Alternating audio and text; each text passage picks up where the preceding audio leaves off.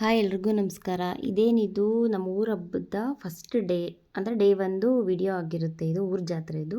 So ನಮ್ಮ ಊರ ಜಾತ್ರೆ ಮುಗಿದು 2 ವೀಕ್ಸ್ ಆದಮೇಲೆ ನಾನು ಈಗ ವಿಡಿಯೋ ಅಪ್ಲೋಡ್ ಮಾಡ್ತಾಯಿದ್ದೀನಿ. ಸ್ವಲ್ಪ ಹಾಗೆ ಬ್ಯುಸಿ ಇದ್ದಿದ್ದ ಕಾರಣದಿಂದಾಗಿ ಊರೊಳಗಡೆ ಇರೋ ಮನೆಗಳು ಮತ್ತು ಊರಾಚೆ ಇರೋ ಮನೆಗಳು ಎಲ್ಲ ದೀಪಗಳು ಒಂದು ಕಡೆ ಕರ್ಕೊಂಡ್ಬಂದು ಒಂದು ಹತ್ರ ಕಮೆಂಟ್ಸ್ ಆಗಿ ಆಮೇಲೆ ಇಲ್ಲಿಂದ ಹೊರಡೋದು ದೀಪಗಳು. ಯಾಕಂದರೆ ಊರು ಹೆಬ್ಬಾಗ್ಲೇನಿದೆ ಅದರ ಕೆಳಗಡೆನೇ ಹೋಗ್ಬೇಕು ಎಲ್ಲರೂ. ನಮ್ಮ ಕಡೆ ಬೀದಿಗಳವರೆಲ್ಲ ಬಂದಿದ್ದೀವಿ. ಸೊ ಬೇರೆ ಕಡೆ ಬೀದಿಗಳವ್ರಿಗೆ ವೆಯ್ಟ್ ಮಾಡ್ತಿರೋದು.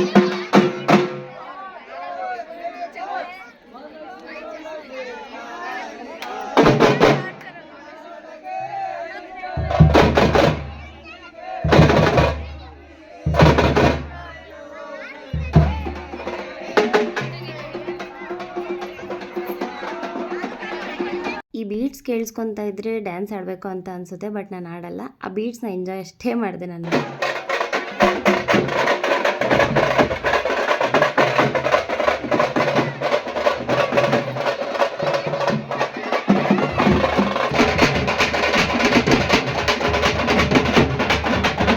ಈಗೇನೀಗ ದೀಪಗಳು ಎತ್ಕೊಂಡು ಹೋಗ್ತಾ ಇರೋದು ಆಂಜನೇಯ ಸ್ವಾಮಿಗೆ ಸೋಮವಾರದ ಸಂಜೆ ಎತ್ಕೊಂಡು ಹೋಗಿದ್ದು.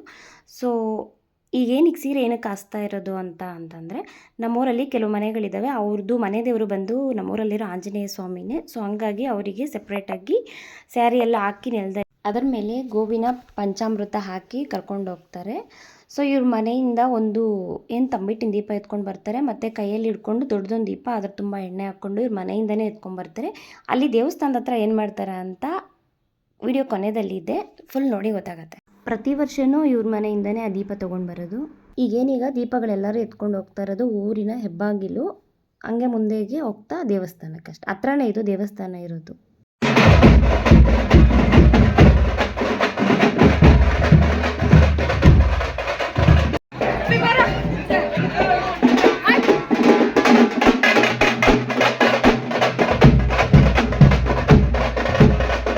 ಇದೇ ನೋಡಿ ನಮ್ಮೂರಿನ ಹೆಬ್ಬಾಗಿಲು. ಇವಾಗ ಏನು ಜಾತ್ರೆಯಲ್ಲಿ 5 ದೀಪ ಎತ್ಕೊಂಡು ಹೋಗ್ತೀವಿ, ಟೋಟಲ್ 2 ದಿನನೂ ಸೇರಿಸಿ. ಸೊ ಎಲ್ಲ ದೀಪನೂ ಇದ್ರ ಕೆಳಗಡೆನೇ ಹೋಗಬೇಕು.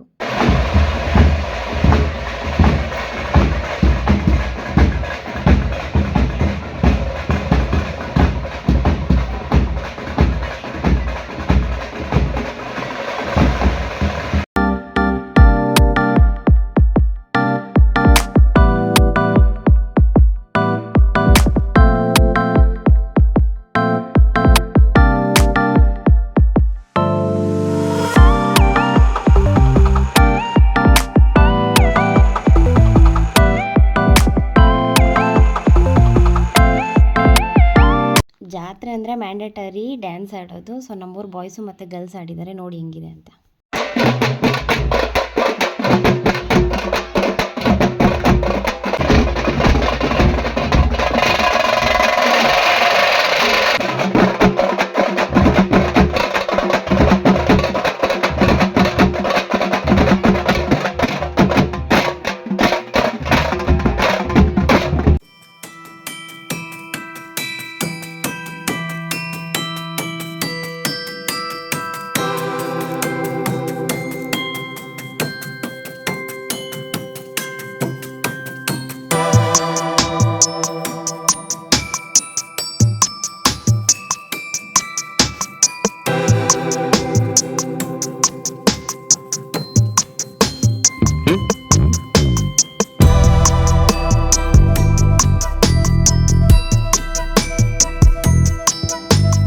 ದೇವಸ್ಥಾನ ನಮ್ಮ ಮನೆಗೆ ಸ್ವಲ್ಪ ಹತ್ರನೇ, ಬಟ್ ಆದರೂ ದೀಪಗಳು ಎತ್ಕೊಂಡು ಹೆಬ್ಬಾಗಿಲು ಕೆಳಗಡೆ ಬರಬೇಕಲ್ಲ. ಸೊ ಸ್ವಲ್ಪ ಸುತ್ತಾಯಿತು ಊರ ಮುಂದೆ ಬರ್ಬೇಕಾರೆ.